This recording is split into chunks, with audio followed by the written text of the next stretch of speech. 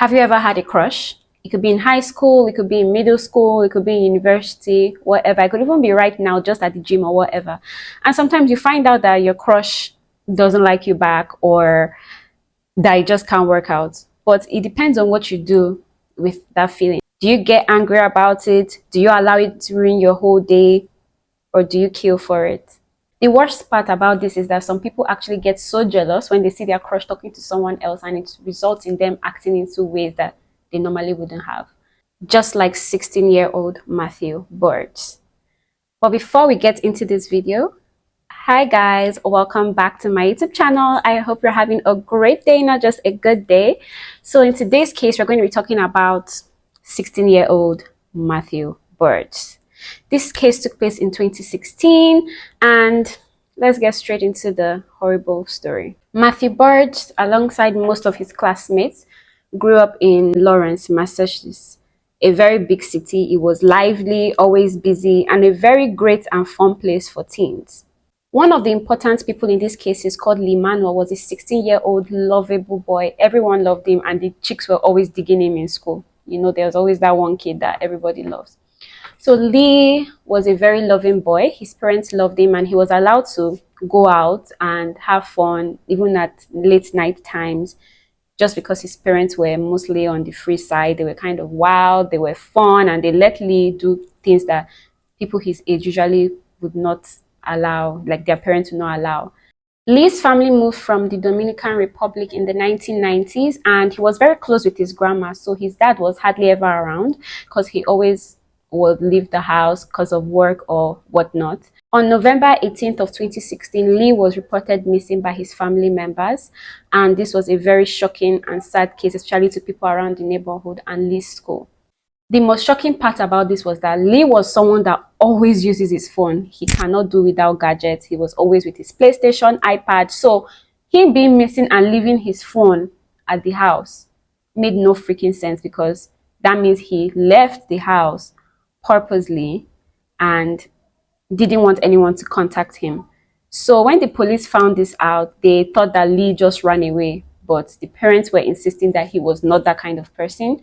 So the search for Lee began. The only clue that the police had at this point was that Lee was going to the riverbank at Marimac River, which is around the neighborhood of where they stay. And they found this out when they searched Lee's phone, and they saw that he had texts with Mathew Borges right some hours before he was missing. So obviously the only person they had in this case as a suspect was Mathew.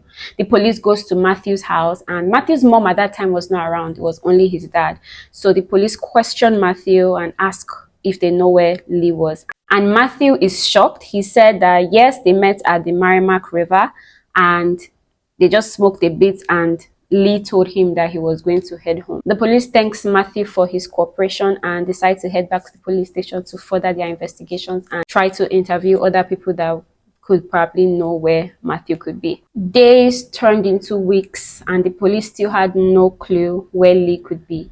The only person that they could ever think of, or they could think of at that time, was Mathew Borges. So they called Mathew and his dad to the police station again to ask if they knew anything. But Lee suggests that he knows nothing, and he's also scared and confused on where Lee could be, because people at school also told him that they were looking for where Lee was. So the search went on for 3 more long weeks, and imagine how heartbroken Lee's family could have been. But at this point, they were thinking that no news was good news, because they were hoping that Lee was still somewhere alive and he was fine. Things began to take a turn on the first week of December. Lawrence resident Omar Medina was taking a walk with his dog when his dog was just moving in a very different way and barking at a particular tree. So Omar decided to go close to the location of where the dog was barking, and the dog seemed to keep quiet when he got to that location, and he bent down to use a stick to remove parts leaves on the ground, and he saw something that looked like an animal. But Omar wasn't sure at that particular point, because he was just thinking he was hallucinating at that point. And then he got closer and he feels like he sees a human body that was dismembered beyond recognition. The body was impaled 76 times. The hands of the body were cut off. The head of the body was also cut off. So this is probably why Omar did not think it was a human being at first. Omar, without hesitation, calls 911 and tells them that he thinks he found a body near the woods, which is also beside Merrimack River. And the police, connecting two and two together, Mathew said that they were at Merrimack River together. So even if something happened to Lee, why did nothing happen to him, and why does he not know anything about this? So this was already enough motive for the police to arrest Mathew. So they arrest Mathew and they take Mathew to the police station. Mathew was charged with first-degree murder, but he was a 17-year-old at that time, so he was still charged and tried as an adult. So his trial started in 2019, and his classmates testified against him. Some classmates were saying that Mathew was actually a very calm boy. Some others said that he had a short fuse. Some others said that they saw him in the cafeteria arguing with his girlfriend and he seemed like a violent person. There were different opinions about Mathew and his character. There was even a time that a teacher had to drag him out of the cafeteria because he was getting violent with one of his classmates called Leilani. And this is also going to be another important person in this case. So Leilani DeJesus was Mathew's girlfriend for a whole 9 months. And during these 9 months, Leilani said that Mathew was being very abusive. He would get jealous easily anytime he sees Leilani in the hallway talking to another guy, or anything that has to do with anything that does not involve him. She also said that Mathew was very abusive, and so she had to break up with Mathew. It was also during their dating that Mathew was escorted out of the cafeteria because he was trying to get violent with Leilani. So after Leilani broke up with Mathew, Mathew was finding a very hard time trying to win her back, but Leilani was strong on her word that she did not want to get back with Mathew. So a week after their breakup or two, he saw Leilani talking to Lee on the hallway, and he got very jealous and was trying to attack Lee, but his classmates and some friends were trying to talk him out of it. And I don't think Lee even knew anything about this. Lee never even knew who Leilani dated or who she did not date. She was just having a conversation with him that day, and it turned out that Mathew was just very jealous and had evil intentions toward him. But at the same time, Mathew did nothing about this. After his friends calmed him down and he got back home, he just basically forgot about it. Right up until he met another girl that he loved so much called Stephanie. So Stephanie was also a very beautiful girl that Mathew met in school, and she was a year younger than him. But Stephanie wanted to take things slow, and she did not like the fact that she and Lee just started talking and they were already calling each other baby, or he was already calling her babe and my girlfriend and whatnot. So she told Mathew that she wanted to take things slow, and maybe later on things could progress. Maybe when we graduate from high school or something, we could find a love that would prosper. Mathew didn't think too much of this because he thought that, okay, maybe this is just her opinion on things and whatnot. So she just started talking to Mathew in a very calm and friendly way. Mathew, the same. Not up until a month later when he was walking on the corridor and he saw Stephanie talking to the same Lee. So this got into Mathew's head and he started becoming very jealous of Lee, thinking, what does he have that I don't have? What could Lee possibly have that I don't freaking have? So this got a lot of jealousy and envy from his own body for Mathew, actually.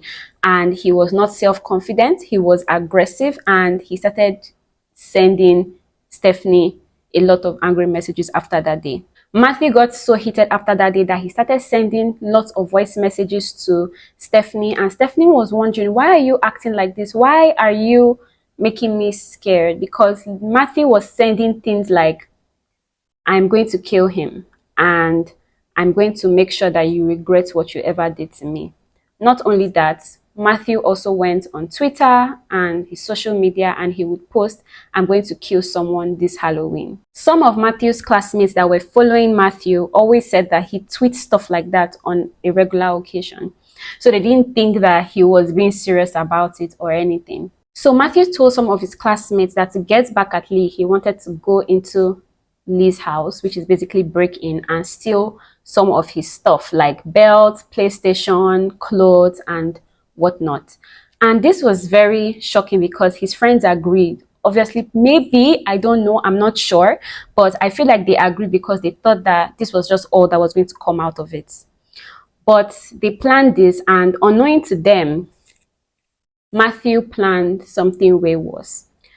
So Mathew originally wanted this to be the only plan that he would use to get back at Lee, but as he stayed indoors of his house and kept on thinking about Lee and Stephanie, he started developing even darker feelings for Lee. So Mathew got to Lee's house, knocked on the door, acted all friendly. Lee came outside and Mathew asked Lee, "Hey bro, do you want to go by the Merrimack River and just take some blunts?"